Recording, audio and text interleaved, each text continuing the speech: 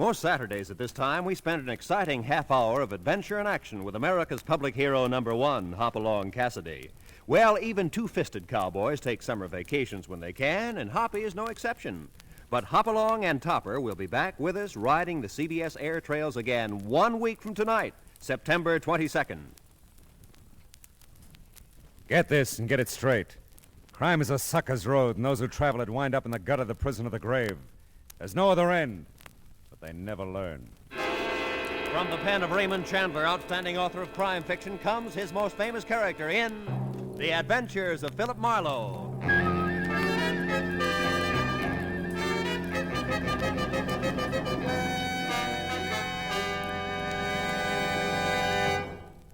Now, with Gerald Mohr starred as Philip Marlowe, we bring you tonight's exciting story, The Sound and the Unsound.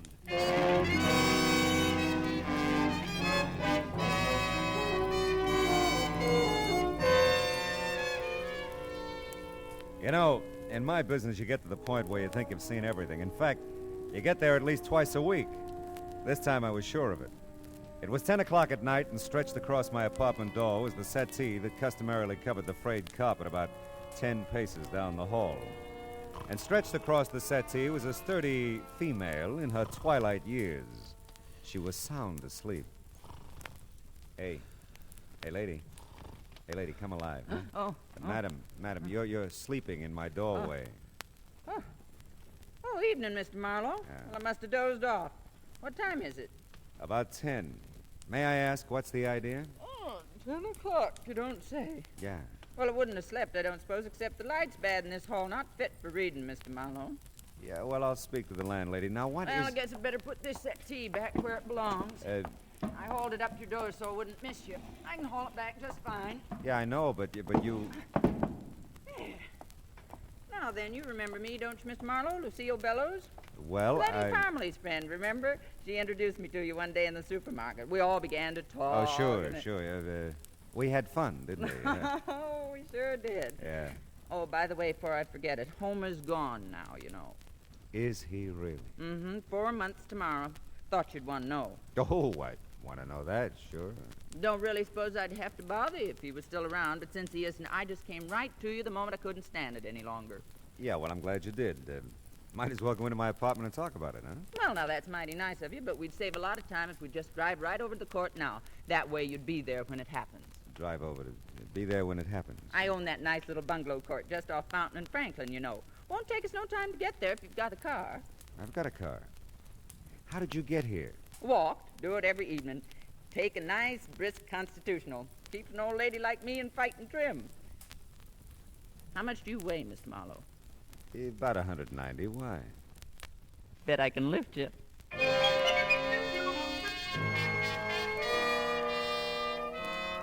It just seemed smarter all the way around to drive Lucille Bellows back to our nice little bungalow court.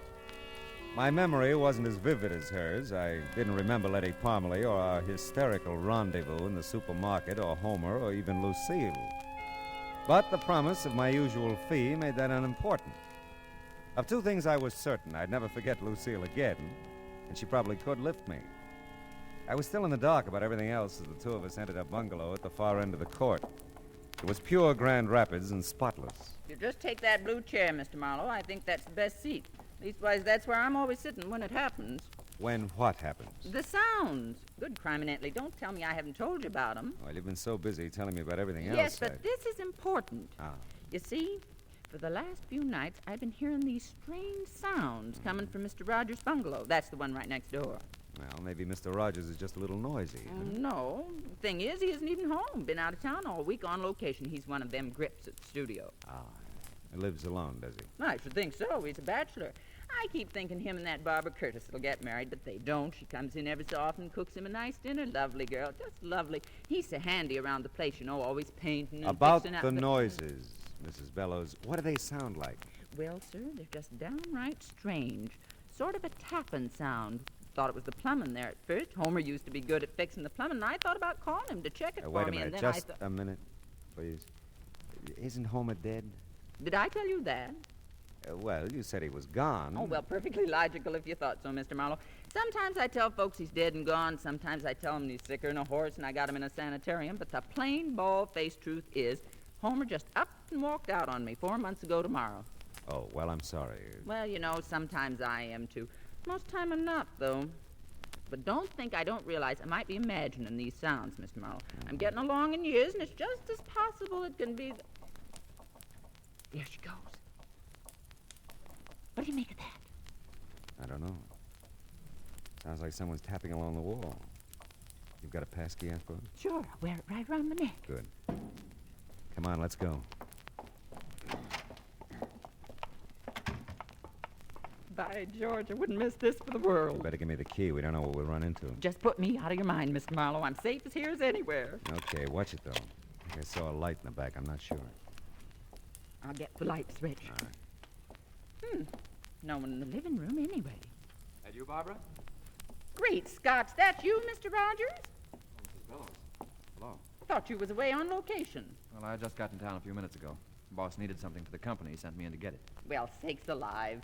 Well, I'm that embarrassed at barging in on you this way. Oh, this is Mr. Marlowe, Mr. Clinton Rogers. How do you do? Well, I Marlowe? don't blame you for looking confused the way you do, Mr. Rogers. I might just as well face up to it. For the last few nights, I've been hearing some pretty strange tapping sounds coming out of your place here. And I made up my mind I'd call my old friend Mr. Marlowe here to investigate 'em for me. Oh, I see. Say, Well- you don't look too good, Mr. Rogers. Oh, I'm fine. Well, we've been working pretty hard. I'm just tired, that's all. Well, you see, we heard those tapping sounds a while ago, Mr. Rogers, and then a duller, heavier sound just before we came over. And I must say, we didn't hear you come home, Mr. Rogers. Well, I came in the back way. The sounds you heard, Mr. Marlowe, I must have made them. I guess I dropped my suitcases pretty hard. I'm tired, like I said. I hope it didn't bother you. Yeah, but what about the tapping along the wall? I can't imagine what that could have been. I didn't hear it. Mrs. Bellows? Why, Mr. Larry, what on earth? The door was open. I saw you in there. I must speak with you, Mrs. Bellows. Well, I simply must speak with you. Well, all right, Mr. Larry. We sure were just thinking of you, Mr. Rogers, when we blew in here unannounced, you know. Sure, I know, Mrs. Bellows, and thanks. Don't mention it. I'll be in my bungalow if you want me, Mr. Marlowe. That's fine, Mrs. Bellows. Do you think we ought to take a look around, Rogers? No, I don't think so, Mr. Marlowe. Mrs. Bellows could have imagined all those noises, you know. Yeah, she could, but I couldn't. Anyone else got a key to your place here? Why, Barbara Curtis, for instance? Mrs. Bellows told you, huh? Yeah. No, but Barbara knows where I keep the extra key outside. But as far as I know, she's out of town, too. By the way, what studio are you with? Imperial. Uh-huh. Look, Mr. Marlowe, I'm really pretty tired. There's nothing wrong here, I'm sure, so... So it's okay with you if I leave now, huh? Well, I just... It's all right, Rogers. Oh, by the way, Mrs. Bellows tells me you're a pretty handy guy around the house, painting, keeping things fixed up, all that. Yeah, I guess I am. Why? Well, you just probably haven't had time to fix that crack in the plaster there running up from the hall closet. Why, no, I haven't. I'll have to get to that soon, too. That's been nice seeing you, Mr. Rogers. Yeah, same here. You plan to stay in town. Oh, sure. I'll be in town. All night.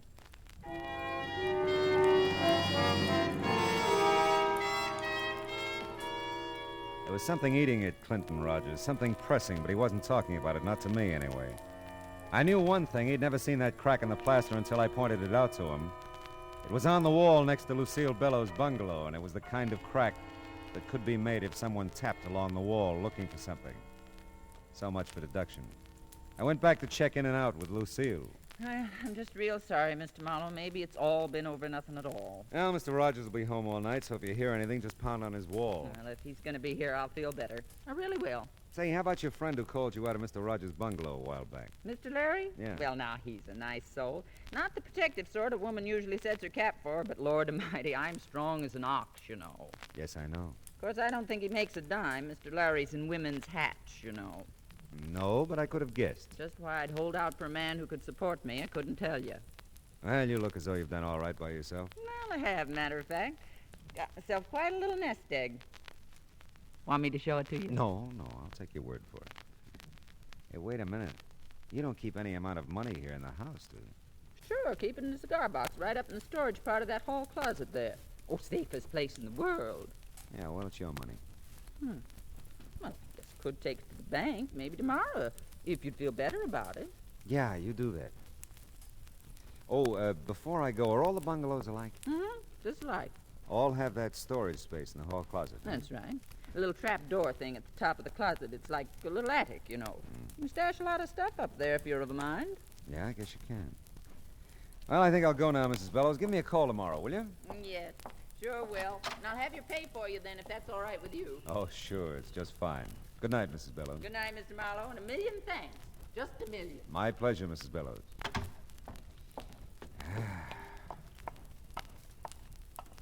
Oh, Mr. Huh? Marlowe. Oh, Mr. Larry, isn't it? Oh, yes, it is. Well, I know who you are. I mean, the Philip Marlowe, all that. And all that. Well, that's good. Now we know each other, huh? I've really become quite chilled waiting for you to come, Lucille. Is that what you've waited to tell me? Certainly not. Confidentially, Mr. Marlowe, I know something that may interest you. Oh. Well, it's quite obvious to me that something's going on around here. Something odd, I mean. Are you closing in on a point? Because I wouldn't want you to get any more chills. Very well, Mr. Marlowe. I'll be brief. But it just may interest you to know that I've seen Homer around here. Quite a bit in the last few days. Now, what do you make of that? I don't know. What do you make of it? Well, I don't know. I must say, I thought it would mean something to you. Yeah, well, it might mean more to Lucille. Why don't you just trot in and tell her all about it? Well, I will. I'll just do that. And I'm sure I'll never trouble you with any of my ideas again, Mr. Marlowe. Goodness. Yeah, well, Lucille's as strong as an ox. Oh, that bed's gonna look real good. Hey!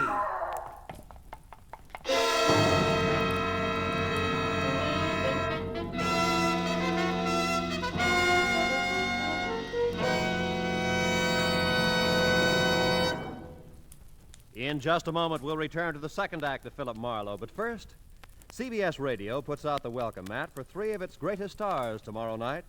Jack Benny and his gang start the new season. My Friend Irma becomes a regular Sunday feature on CBS Radio, and Tony Martin will rejoin Joe Stafford on the Contented Hour. Be listening for Tony and Irma on most of these same stations, and Jack over them all. More than ever before, CBS Radio is the star's address.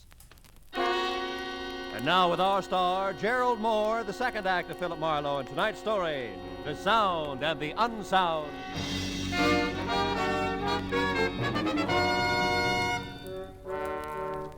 The scream was Lucille's. The shots could have been anybody's. The little bungalow court came alive as I raced back up the sidewalk to Lucille's bungalow. The lights came on in every unit except one. Clinton Rogers' bungalow was dark. Lucille bolted out of her front door to meet me. Oh, Mr. Marlowe, thank the good Lord you heard me. Where'd the shot come from? Mr. Rogers' bungalow. Here, take my key. Ah. I've got to tend to Mr. Larry. What's with him? Fainted dead away when he heard the shot. Oh. I'll come in as soon as Mr. Larry comes to. Okay.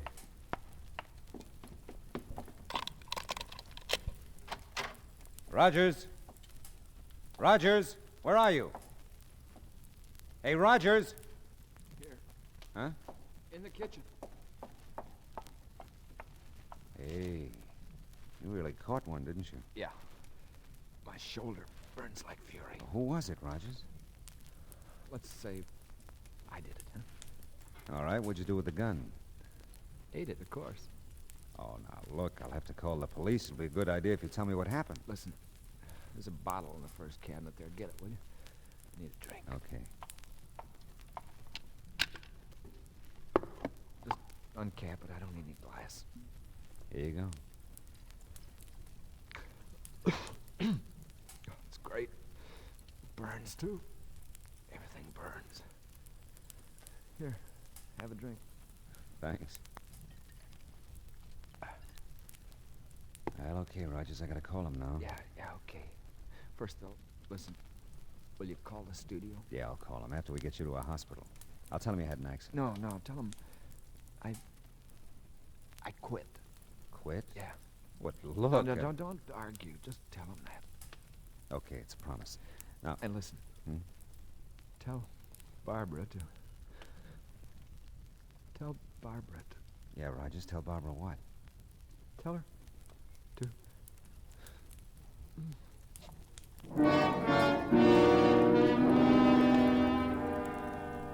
I called the emergency hospital in Hollywood, and their ambulance was there in no time.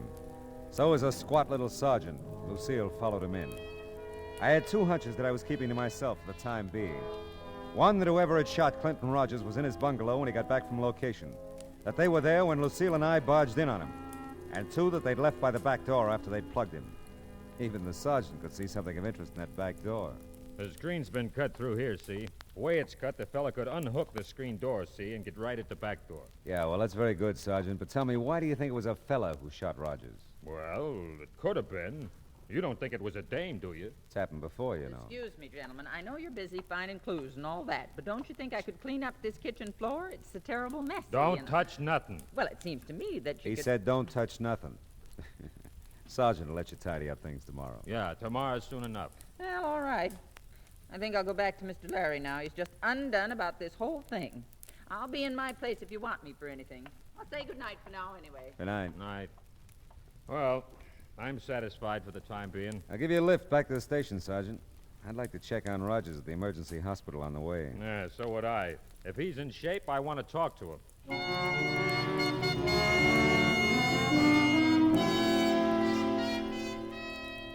The news from the emergency hospital wasn't too good. They'd taken a slug out of Rogers' shoulder at 38. He'd lost a lot of blood and was still out. I left Rogers' phone number as the place I could be reached if his condition changed. And before I left, I checked the city directory, which made my next stop a very interesting one.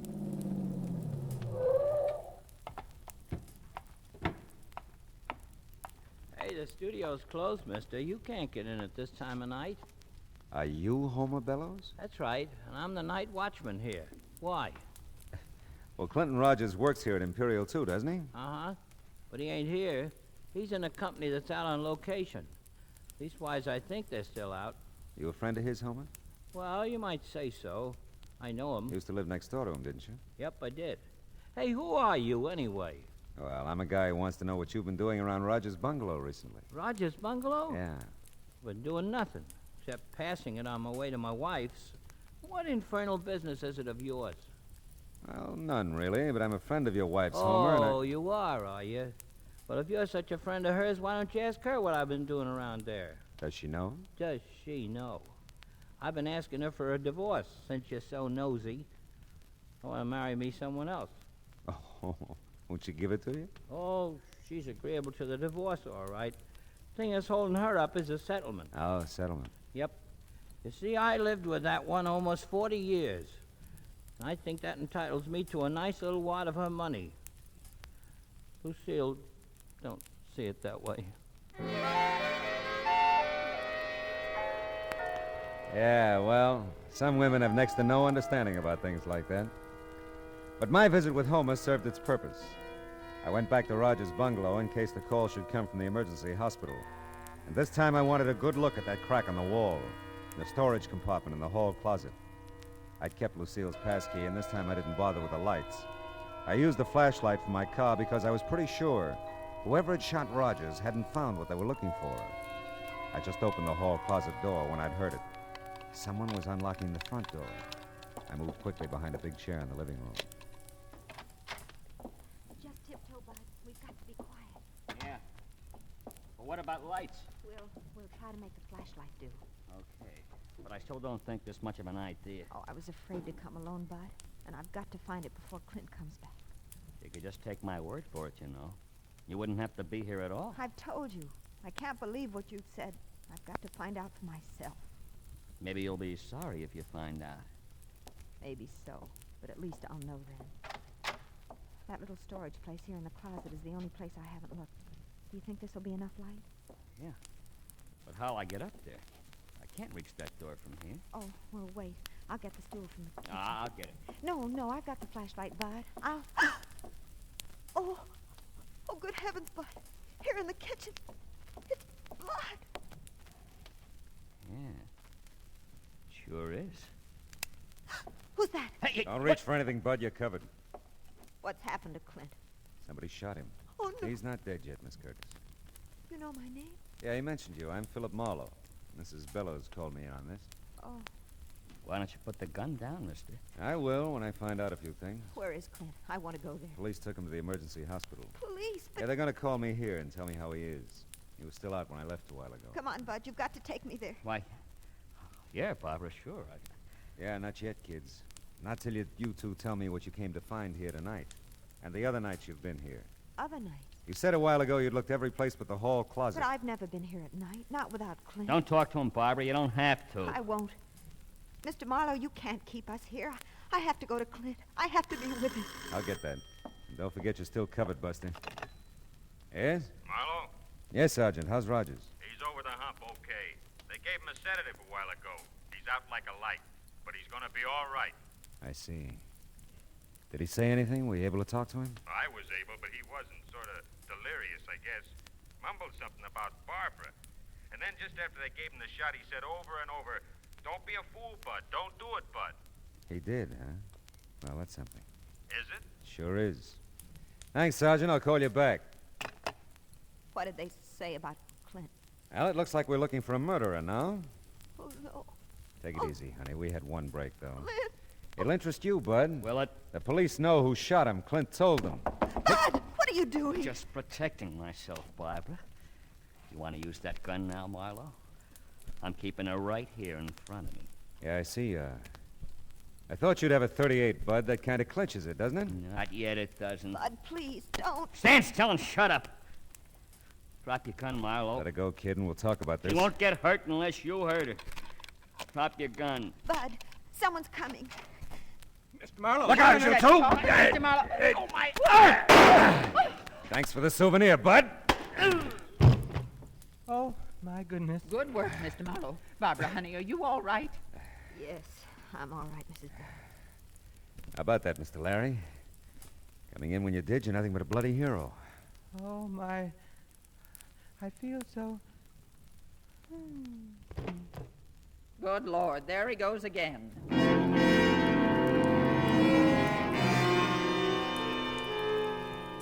Lucille was a past master at reviving him by now. She hauled him sack-style over to the couch while I told Barbara her Clint was going to be okay. I kept Bud immobilized until the squat little sergeant arrived with a squad car. They hauled him away. I dug the 38 slug out of the plaster and gave it to the sergeant. When the show was over, Mr. Larry obligingly snapped to.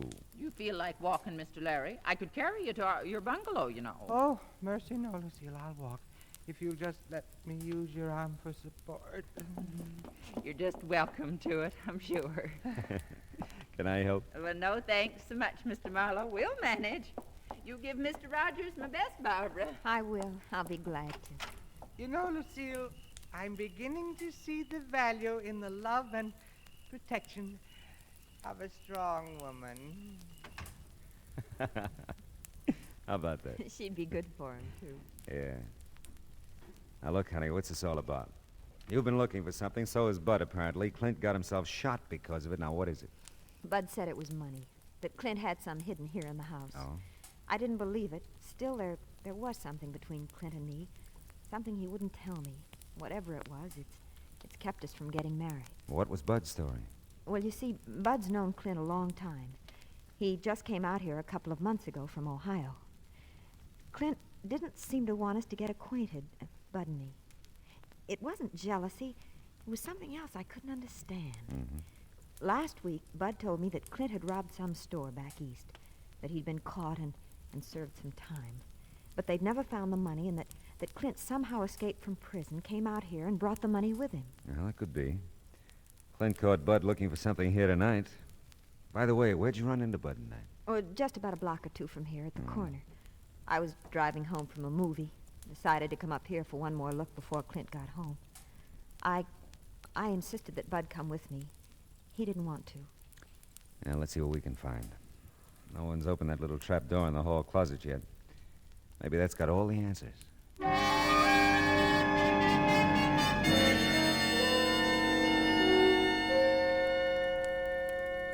Why, it's a strong box, isn't it? Yeah, it's not very heavy, though. There. Let's see now. No money at all. A couple of war bonds made out to Clinton Rogers and/or Thomas Rogers. Clint said he didn't have any family. Hey, look, here's an envelope with your name on it. Oh, for Barbara Curtis to be opened in case of my death. I don't know what to do. Well, don't look at me, honey. I can't decide for you. You will go with me when I tell him, though, won't you? Sure I will. Let's see. My darling, this newspaper clipping will tell you why I couldn't marry you. When you read it, you'll see why. I love you, Clint. I'm afraid to read the clipping, Mr. Marlowe. Let me see it. Not pretty, honey, but it isn't about Clint. But then who? It's about Thomas Rogers, who at the age of 16 murdered his father and mother. The story says he escaped from the Ohio asylum for the insane in June of this year. Officials think he may attempt to contact his brother Clinton in California. And Bud is... Yeah, it's his picture with the story. Oh, Clint, poor Clint. What a horrible, horrible thing for him to live with. Yeah. But, honey, Mr. Larry said it a little while ago. The love and protection of a strong woman. Clint has it, Mr. Marlowe. I've never been so strong or so protective, and I've never loved so much.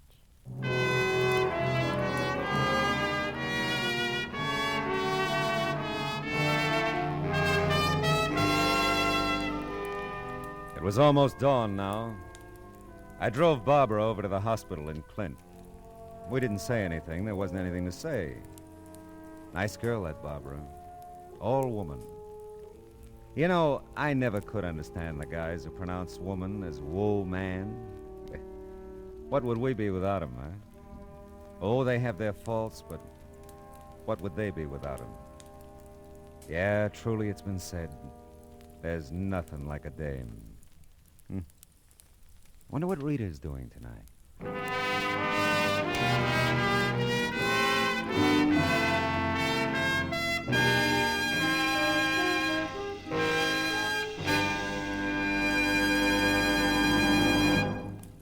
The Adventures of Philip Marlowe, bringing you Raymond Chandler's most famous character, starring Gerald Mohr, was produced and directed by Cliff Howell and written for radio by Kathleen Height.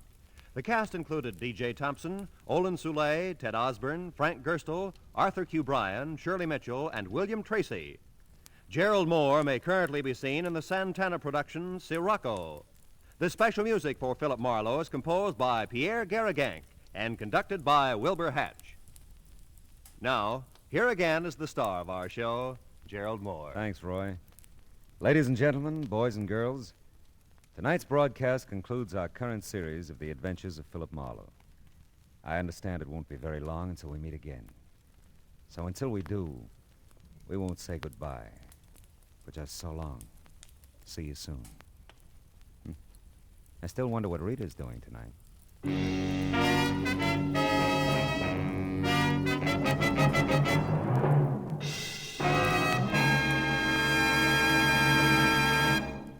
Lovable, laughable My Friend Irma, starring blonde Marie Wilson, is back on CBS Radio Sunday evenings now.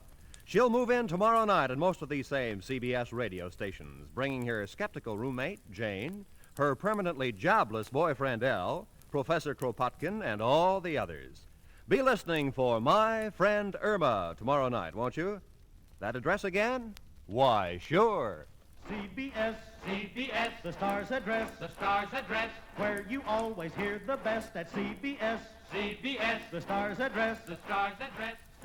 Stay tuned now for Gangbusters, which follows immediately over most of these same CBS stations. And remember, Steve Allen is here with songs for sale every Saturday on CBS Radio.